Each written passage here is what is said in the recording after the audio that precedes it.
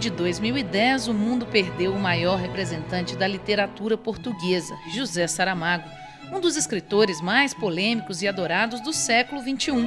Suas criações foram marcadas pela reconstrução da oralidade, frases longas, pontuações incomuns e pela intensa comunicação entre autor e leitor.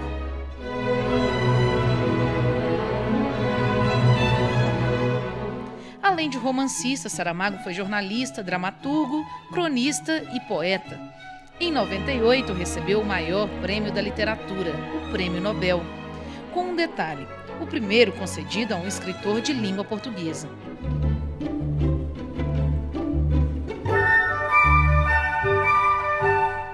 Foi um comunista confesso, coerente aos seus valores e sempre atento às questões políticas e humanistas. Em suas andanças pelo mundo, Saramago teve o seu encontro marcado com os belo-horizontinos. Foi em 1999, através do projeto Sempre um Papo.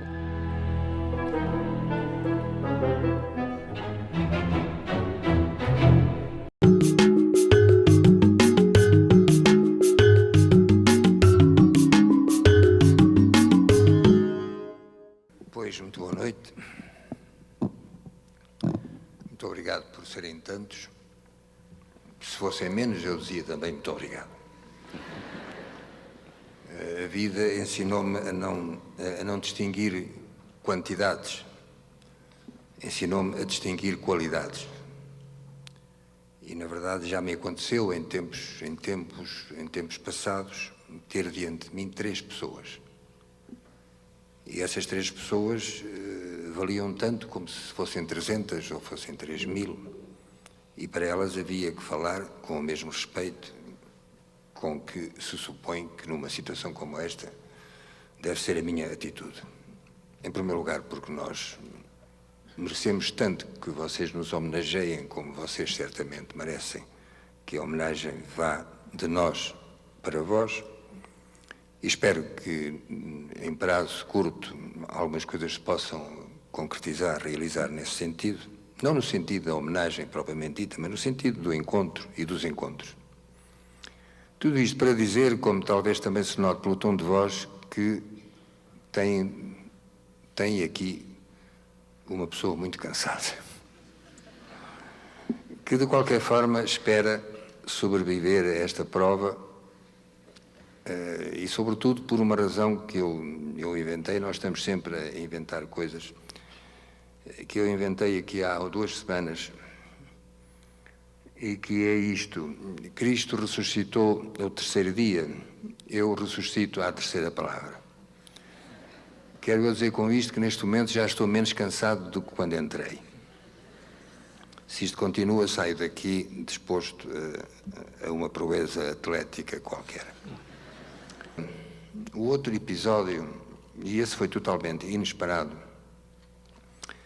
tem que ver com, e foi uma experiência que eu gostaria que pudesse ser repetida aqui em Belo Horizonte, não nesta sala, teria de ser num dos vossos pequenos teatros, que foi, surpreendentemente, nós estávamos a jantar no hotel com várias pessoas, e entre elas estava o poeta Ferreira Goulart, o grande poeta brasileiro Ferreira Goulart, e a sua mulher, Cláudia, que é poeta também. E nessa altura estávamos a conversar e ela disse-me: eu gostaria de lhe dar um presente. E eu disse: bom, isso são coisas que sempre se aceitam, claro está, mas há alguns presentes envenenados, já sabemos. Não era este o caso, claro. E eu perguntei-lhe então de que é que se trata. E ela então contou-me que numa pequena companhia de teatro, que tem o nome de Estúdio Stanislavski, se estava a representar, ou começava a representar-se, porque havia, enfim, o que ela me propunha era que eu assistisse ao ensaio geral. Ao ensaio geral de quê? De um texto meu que não é uma obra de teatro, mas que eu suponho que muitos dos que estão aqui, ou alguns dos que estão aqui, conhecerão. É o Conto da Ilha Desconhecida. E eu disse, bom, com todo o gosto, embora eu tenha vários compromissos, mas enfim, lá vamos. Ela disse, não, é uma coisa que não dura nada, são 20 minutos, 25 minutos. E ela disse-me, há uma atriz, e ficou assim, há uma atriz que faz aquilo muito bem e tal. E nós fomos, e chegámos, isto era no Catete, numa vila, entrava-se um portão, havia várias casas dentro, e numa casa pequena, uma casa que podia ser uma casa de onde viviam pessoas, com uma escada, não, mas uma escada exterior, não a escada imponente que se abre assim para a rua, não, uma escada daquelas laterais, quer dizer, sobe-se assim, porque o terreiro é pouco, portanto tem que se pôr a escada assim, em vez de pôr lá assim. E tinha um letreiro na porta, dizia, faça um favor de esperar, porque estamos representando um papel colado. Eu pensei em coisa estranha, quer dizer, isto de teatro não tem nada, não tem aspecto de teatro. E um papel colado com umas letras desenhadas assim toscamente, ainda menos, quer dizer, não parecia aquilo capaz de prometer grandes coisas, mas enfim, bem educado como sou, esperava que as coisas começassem a tornar-se visíveis. Passados 2 minutos, nós esperámos fora. Passados 2 minutos, abre-se a porta e entramos. E entramos para um pequeno espaço. Sei lá, um recinto pequeníssimo, como se fosse um quarto, talvez com 3 metros por 4 ou por 5, enfim, um quarto, ou podia ser um quarto de dormir, todo pintado de azul escuro, e ao fundo havia, para as pessoas que assistiam, havia 5 ou 6 cadeiras, não mais, cadeiras que não eram dessas tão confortáveis, eram cadeiras, duras. E ao fundo havia uma dessas escadas, por onde se pode subir pelos 2 lados, essas escadas em ângulo, e no centro, no vão, estava uma moça, que, vista assim, parecia ter 15 anos, vestida de uma maneira um pouco pitoresca, como se fosse meio cigana, meio hippie, com um alguidar, não sei se vocês chamam alguidar, uma coisa de água, coisa circular, por onde se leva água, grande. Como é que se chama isto? Uma bacia, que horror. Nós chamamos bacia a bacia da cara, não é? Assim nunca mais nos entendemos. Se vocês chamam bacia e nós chamamos alguidar, quer dizer, vai buscar o alguidar e trazem-lhe a bacia. Com água, enfim, com água, e ela estava sentada, imóvel, calada. E então, a partir daqui, não é possível descrever nada mais, porque a partir dali o que aconteceu foi uma espécie de ato mágico. Os que leram o Conto da Ilha Desconhecida, e penso que há aqui, não vou pedir para levantarem a mão, mas penso que haverá aqui uns quantos que o leram.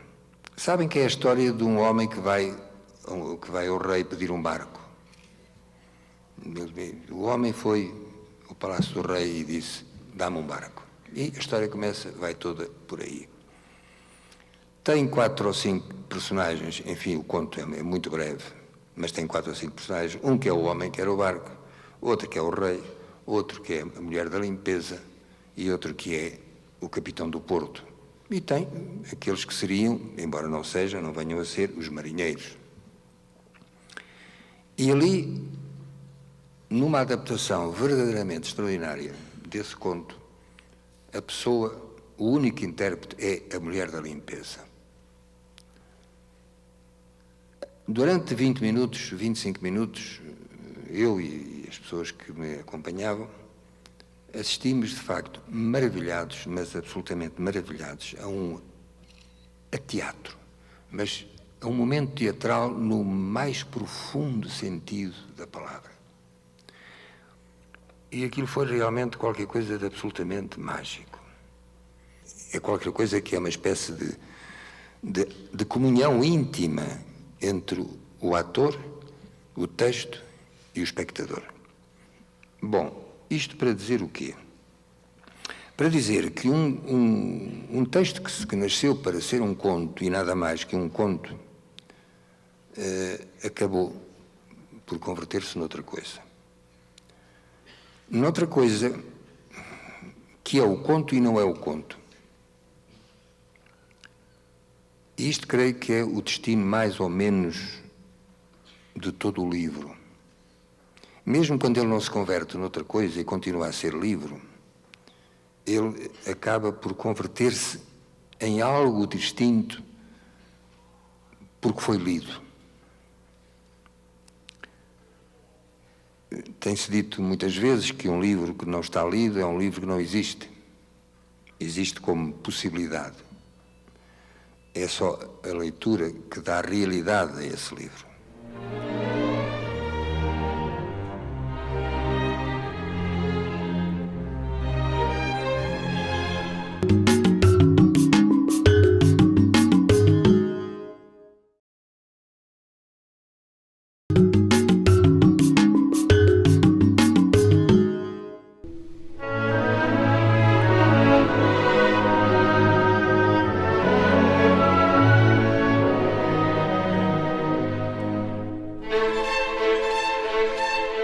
Um dos seus romances mais conhecidos, O Ensaio sobre a Cegueira, foi adaptado para o cinema com a direção brasileira de Fernando Meirelles. A história é sobre uma misteriosa epidemia de cegueira que se abate por uma cidade inteira, mostrando o desmoronamento de uma sociedade na luta pela sobrevivência. Muitos anos antes dessa adaptação para as telonas, Saramago já era deslumbrado com a capacidade que a literatura tem de se reinventar em outras artes. E aí realmente eu comecei a sentir, e embora eu seja também ator, embora eu seja também autor teatral, comecei a sentir, ou melhor, não comecei a sentir, isto é qualquer coisa que eu tenho desde há muito tempo, o sentido da palavra que se diz e da palavra que se ouve. Esta coisa mágica que se produz por um efeito mecânico de umas quantas coisas que temos aqui, a que chamamos cordas vocais, a que chamamos língua, a que chamamos palato, a que chamamos dentes, a que chamamos lábios. E como é que isto, que não é mais que, digamos, que matéria, que se move com uns quantos músculos, tudo isto, como é que foi possível termos nós, os seres humanos, passado do grunhido, do rosnido, do ronco, dos sons primordiais da comunicação, a esta coisa verdadeiramente deslumbrante que é a palavra, o discurso. A carreira do escritor foi acompanhada de diversas polêmicas. A maior delas foi o livro O Evangelho segundo Jesus Cristo, publicado em 91. A Igreja Católica ficou estarrecida ao ler uma nova versão sobre a vida de Cristo. Um Jesus completamente humano, questionador e cheio de incertezas. O livro trouxe problemas com a Igreja e com o governo português. Mas Saramago não cedeu às pressões e se refugiou na ilha de Lanzarote, na Espanha. Assistimos a uma leitura do Evangelho segundo Jesus Cristo por um grupo de atores que talvez o Luís Vargas possa dizer-lhe os nomes ou o nome de algum. Uma delas chama-se Júlia Catelli. Diz tu mais alto, enfim, porque eu não... Sérgio Mamberti, Odilon Wagner. Bom, e foi, de facto, é o episódio, também apelo para aqueles que leram o Evangelho segundo Jesus Cristo, é o episódio do encontro de Deus, Jesus e o diabo no mar de Tiberíades durante esses 40 dias rodeados de nevoeiro. E aí assisti eu outra vez a algo que para mim é como que um ponto de fé, que é a questão da palavra. Nós, escritores, temos uma possibilidade, que é a de estar calados.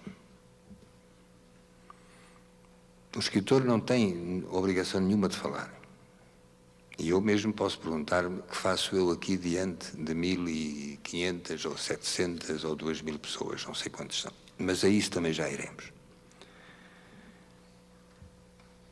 O escritor pode estar calado, ele só tem que escrever. As palavras são silenciosas, não são para ele, quer dizer, nem sequer isso, são um conjunto, é um desenho, são desenhos de letras que formam palavras, que formam sentido, formam conceitos e tudo por aí, portanto, ele não tem que falar.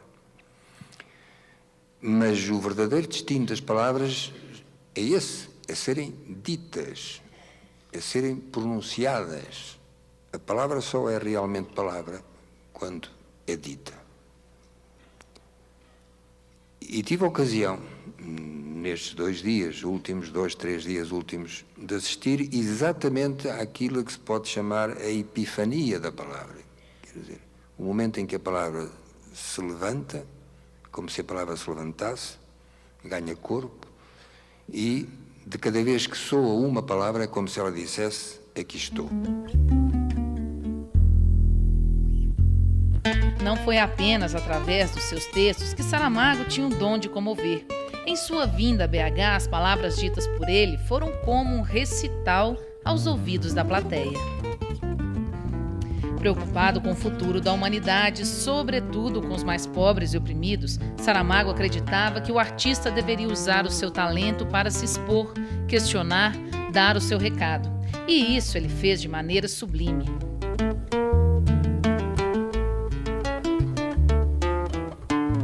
O que é que acontece para que, de repente, ou, enfim, nos últimos tempos, nas últimas dezenas de anos, se tivesse tornado tão necessário que o escritor, que só deveria escrever, apareça também a falar? Em princípio, ele não poderá dizer mais nem melhor do que aquilo que já fez nos seus livros.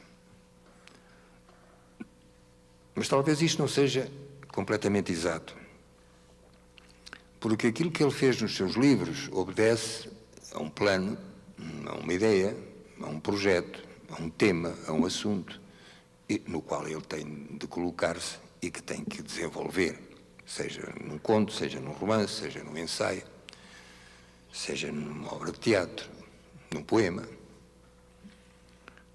Porquê que se acha que ele também deve falar? Bem, há várias razões, claro está. Uma delas pode ser, muito materialmente, a promoção do livro.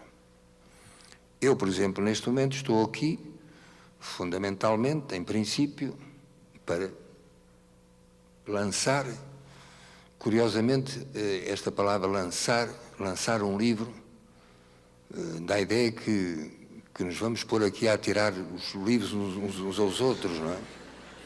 Lançamento do livro. Há o lançamento do dardo, o lançamento do peso, o lançamento do disco, e parece que encontramos para os Jogos Olímpicos uma nova modalidade desportiva, que é o lançamento do livro. Quem dera que o livro pudesse ser lançado assim e pudesse atingir as pessoas, e atinge, claro está, mas não lançamos o livro, apresentamos o livro. Mas também o que é apresentar um livro? Livro apresentado, Cadernos Lanzarote, 2º volume, aqui está. Muito prazer, gostei muito de conhecer, até à próxima. Portanto, esta é uma das missões do escritor, apresentar ou lançar, ou, também se pode dizer de uma maneira um pouco mais grosseira, tentar convencer quem o ouve a comprar o livro. Esta é, portanto, uma maneira. Mas, enfim, mas mesmo assim ele não poderá dizer mais do que aquilo que já disse, embora seja comum, como neste caso, que o autor se sente e começa a falar. Como eu já levo, suponho eu, que meia hora sem ter falado do livro, deste livro, E como duvido que possa falar dele, ou que possa falar de forma que justifique o tal lançamento, eu preferiria acrescentar uma ou duas razões mais porque o escritor fala, ou porque se pensa ou que se crê que ele deve falar. E uma dessas razões, ou no fundo, se calhar não são duas, é apenas uma, é que o escritor é isso, escritor, e é alguma coisa mais. Não quero fazer retórica política, nem sequer retórica cívica, mas enfim, a palavra é inevitável. Ele é um escritor e é um cidadão. Então, é possível que a necessidade que as pessoas têm de ouvir os escritores tenha, afinal de contas, muito mais que ver com aquilo que eles porventura possam dizer fora dos livros que já escreveram, do que ouvi-los glosar, repetir, comentar um livro que está aí e sobre o qual ele já não pode exercer nenhuma ação, salvo numa segunda edição ou numa terceira edição. Portanto, creio eu que, da mesma maneira que eu às vezes digo que o leitor não lê o romance, o que parece uma contradição, se ele está a lê-lo, que o leitor não lê o romance, mas que talvez, digo talvez, tente ler o romancista, quer dizer, ir mais além da história que está a ler para chegar à pessoa que escreveu essa história, saber quem ela é, saber o que pensa, saber por onde é que andou na vida, saber o que é que a vida fez dele, para além de ser escritor, e saber talvez alguma coisa mais, quer dizer, com esta necessidade que mesmo que nós disfarcemos, essa necessidade que vive sempre connosco, de perguntar-nos quem é ele. E agora não me estou a referir a quem é ele o escritor, não, quem é ele ou ela, cada um de nós. Nós vivemos numa comunidade, em sociedades pequenas ou grandes ou gigantescas. Enfim, o mundo todo são 6 bilhões de pessoas. E sendo certo que não temos que andar particularmente preocupados com isso de saber quem são os outros, mas algumas vezes na vida, em certas circunstâncias, nos apresenta essa questão: quem é o outro?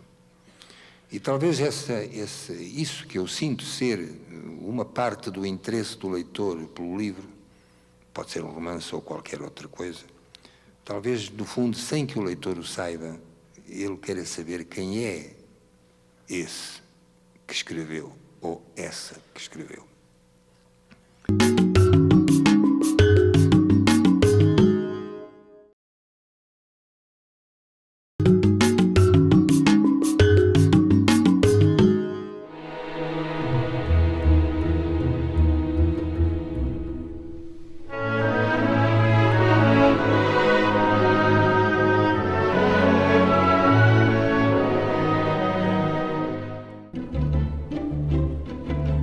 De forma bem-humorada e à frente de seu tempo, o escritor encantou os leitores mineiros com o seu testemunho sobre si mesmo. A pessoa que eu sou, de que ponto de vista? A pessoa, como é que eu sou feito por dentro? Psicologicamente, como é que eu me defino? O que é que eu fiz da minha vida? Que experiências vivi? Que resultados tirei dessas experiências? Talvez sim, mas isso seria cair numa espécie de confessionalismo, como se eu viesse aqui para confessar-me a pessoas que não conheço. Embora talvez a melhor maneira de uma pessoa se confessar seja justamente às pessoas que não conhece. Porque aí o caminho está completamente desimpedido. Confessar-se a alguém que se conhece significa que tem que passar por algo que já é comum dos dois e, portanto, tanto pode facilitar como pode dificultar essa comunicação. Bem, mas não me vou confessar, descansai. A segunda é, num mundo como este nosso, a terceira é, num mundo como este nosso, tão complicado, tão difícil,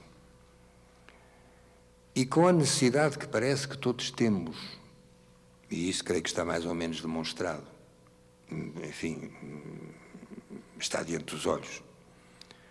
Há como que uma espécie de sentimento geral de perplexidade que nos leva a não saber aonde vamos, a não ter nenhuma ideia do que será o nosso futuro, o nosso pessoal e o nosso futuro pessoal e o nosso futuro coletivo. E, portanto, partir daí para essa necessidade que é de todos nós de ouvir alguém que tenha alguma coisa para dizer sobre isso, ou que se supõe que pode ter alguma coisa para dizer sobre isso.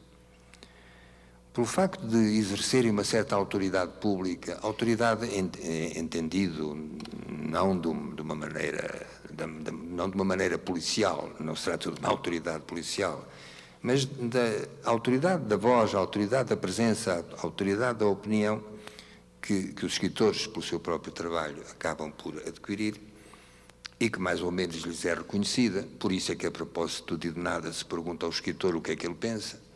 É um erro porque os escritores sabem muito pouco. Acontece qualquer coisa desde o lançamento, outra vez um lançamento, não era isso que eu queria dizer, o lançamento de uma primeira pedra para construir um estádio de futebol, por exemplo, até a chegada a Marte, quando isso acontecer. O escritor tem que ter sempre uma opinião. E, muito mais, se fazem dele prémio Nobel. Aí o desastre é total. Aí o desastre é total. Como ele não pode dizer, porque ninguém gosta de reconhecer publicamente a sua ignorância, como ele não pode dizer, eu não sei nada, não sei nada. Em primeiro lugar, porque ninguém acredita que isso seja verdade. E vão dizer que não, ele o que não quer é falar. Então o pobre do escritor tem de inventar, muitas vezes, respostas que não é que ele não é que ele esteja a mentir, não é?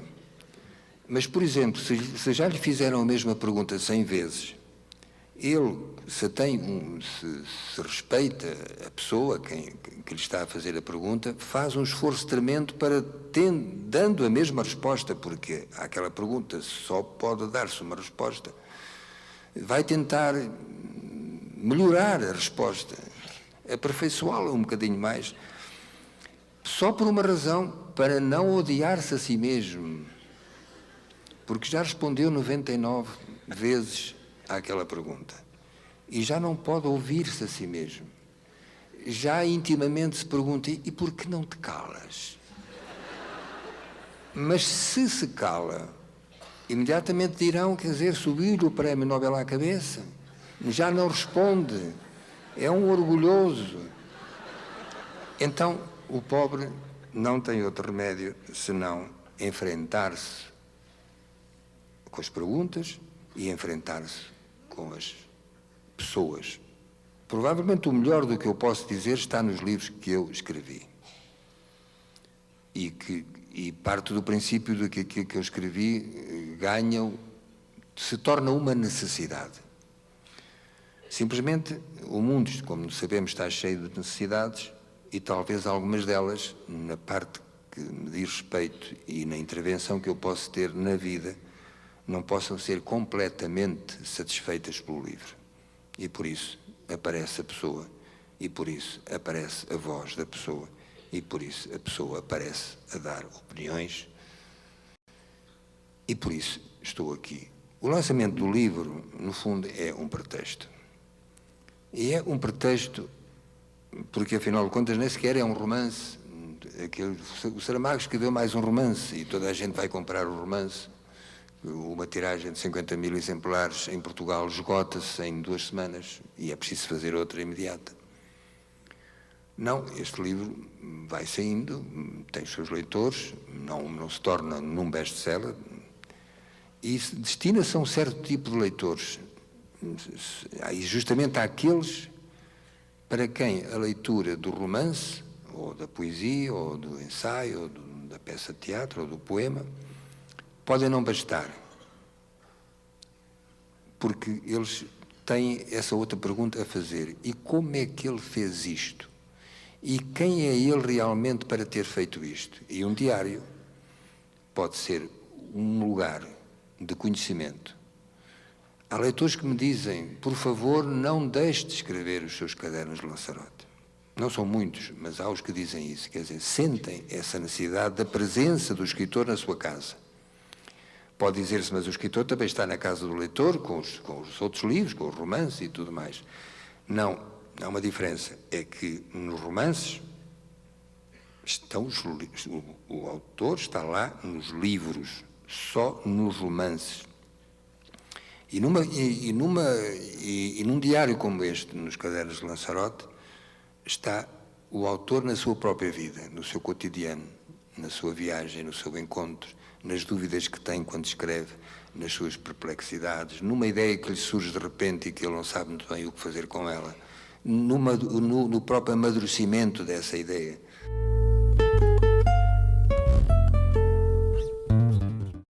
Como eu sou muito tenho a fama de ter uma certa influência do barroco, a fama que vou com certeza começar a perder, porque os dois últimos romances meus já não têm tanto essa marca, o Ensaio sobre a Cegueira e todos os nomes, mas de qualquer forma, mesmo que não tenham, é visível, continuar a ser visível na construção. Mas como eu tenho essa tendência, essa fascinação pelo barroco, posso lembrar-me, por exemplo, que aqui, por estas terras, não exatamente aqui, mas no Brasil, andou um grande escritor, talvez a maior figura das letras portuguesas no que se refere ao que chamamos prosa, que foi o Padre António Vieira. Os sermões do Padre António Vieira, e não só os sermões como as cartas, mas, enfim, os sermões que foram escritos para serem pronunciados, para serem declamados, não gosto da palavra, mas enfim, mostram até que ponto a palavra é mais do que um instrumento. A palavra é uma orquestra, é uma verdadeira orquestra. Sempre tive esta noção e por isso, enfim, a crítica reconhece, digamos, nos meus livros, uma componente musical que tem que ver com o ritmo, e não só com o ritmo, com o andamento da frase, aquilo que eu chamo o compasso. Mas também este sentimento de que, tal como numa pauta musical, as notas estão todas, portanto pode dizer-se que a música está ali, também a página, uma e outra, a página escrita e a pauta musical, necessitam o que é resultado da criação do homem. No caso da música, os instrumentos que vão reproduzir aqueles sinais em sons, e no caso da palavra, a criação ou a invenção por parte do homem da sua própria voz.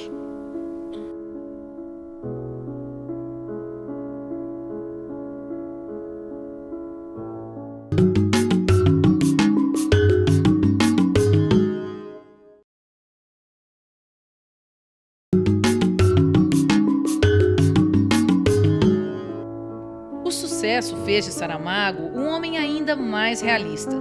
Mesmo aplaudido por muitos, o escritor nunca acreditou que um livro fosse capaz de transformar a vida de alguém.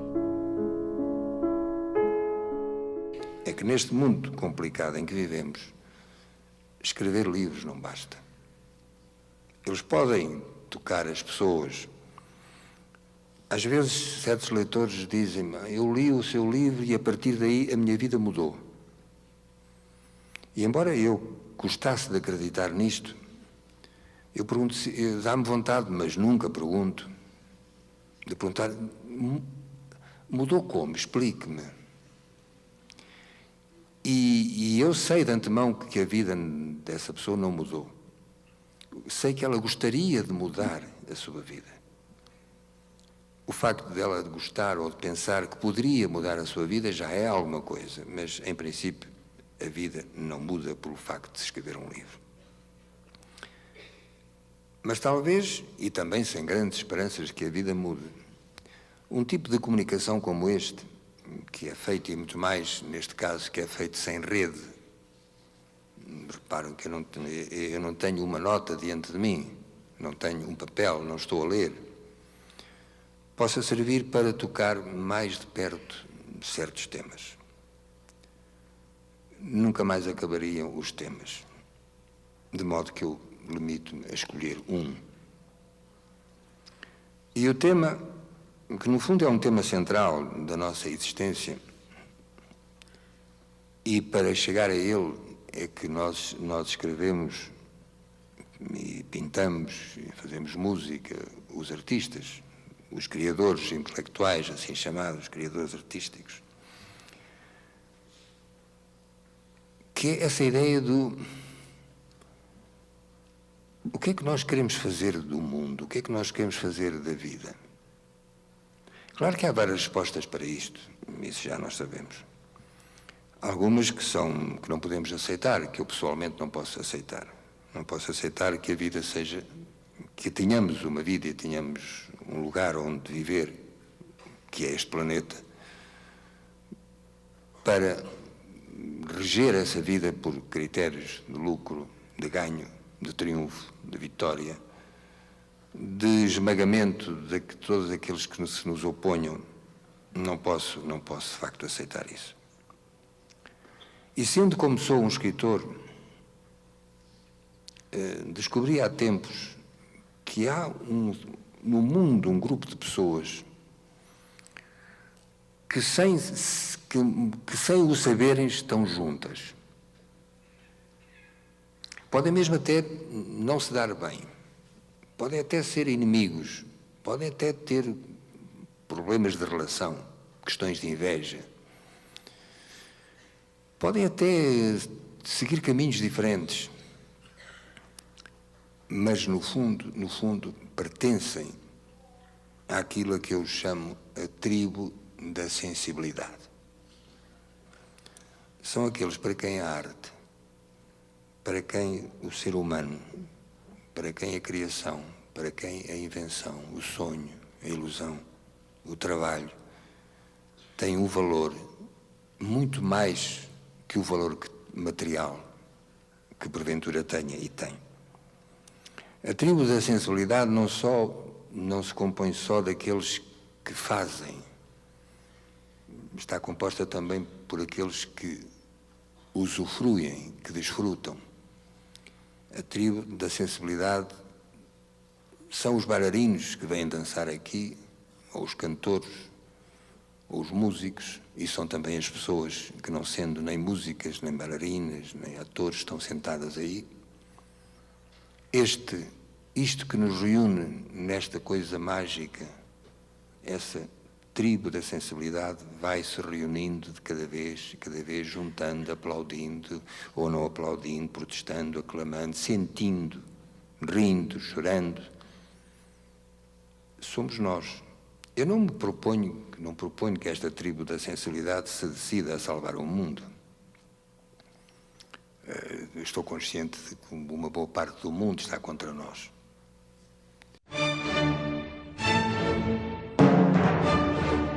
O mundo não mudou muito depois de se ter composto a Nona Sinfonia de Beethoven. Parece que não mudou muito. Antes morria-se, depois continua a morrer-se. Antes havia fome, depois continua a haver. Quer dizer, as coisas são o que são. E parece que não aconteceu nada ali.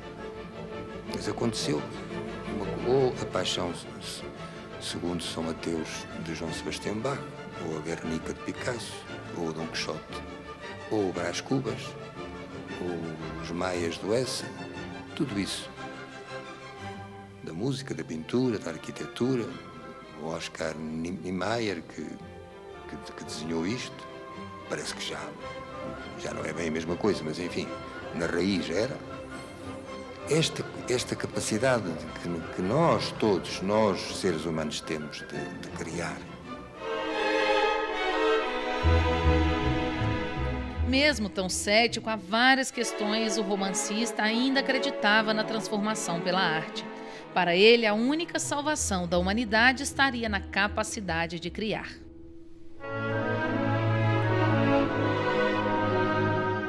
Só temos o direito de fazer coisas belas.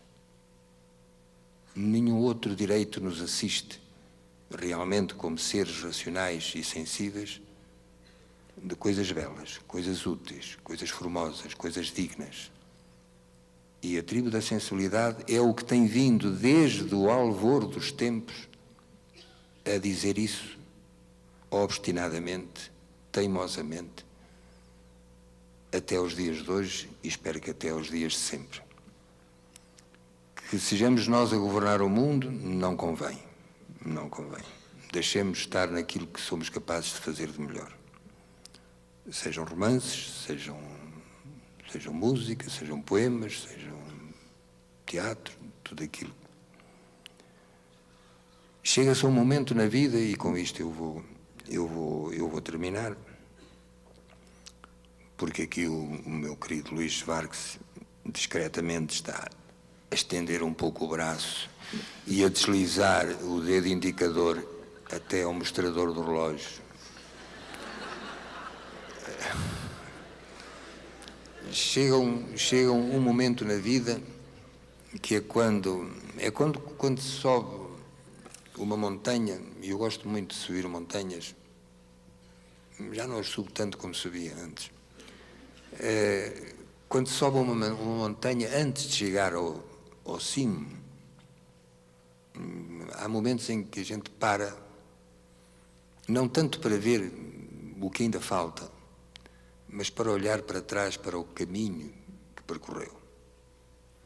E há momentos na vida em que é inevitável parar um pouco e olhar para trás, olhar para a vida vivida, para o trabalho feito, achar que podia ter feito mais alguma coisa, ou talvez melhor do que aquilo que fiz. Mas ao mesmo tempo reconhecer que estão aí os sinais de uma vida. E essa vida de alguém que também, por isso mesmo, pertence à tal tribo da sensibilidade, é uma vida que neste momento eu posso dizer sem qualquer tipo de vaidade, é uma vida que me deixa contente.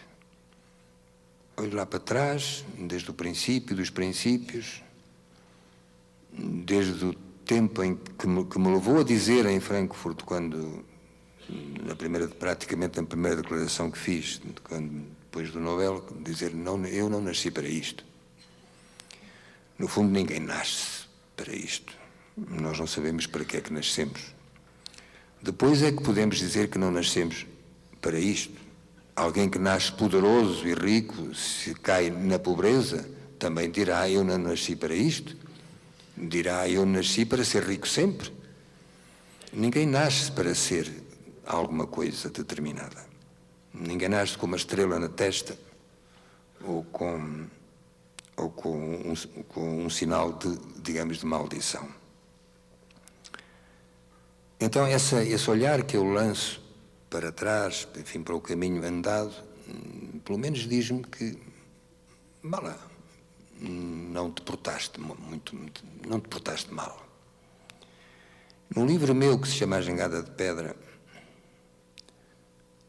uma das personagens diz, em certa altura, uma frase que me saiu, são aquelas coisas que saem, que diz mais ou menos assim: mesmo que o meu destino me conduza a uma estrela, nem por isso estou dispensado de percorrer os caminhos do mundo. Eu acho, o livro foi publicado em 1986, exatamente no ano em que eu conheci a minha mulher.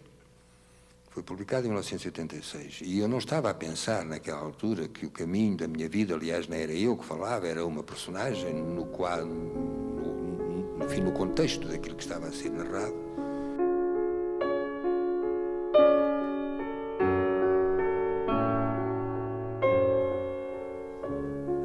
Mas a verdade é esta, é que supondo agora, depois do que aconteceu, que efetivamente o meu destino me encaminhava a uma estrela, há qualquer coisa que me leva a dizer, quando olho para trás, quando olho para o caminho andado, quero reconhecer que o caminho que eu andei foi um caminho do mundo, um caminho no mundo e um caminho com o mundo.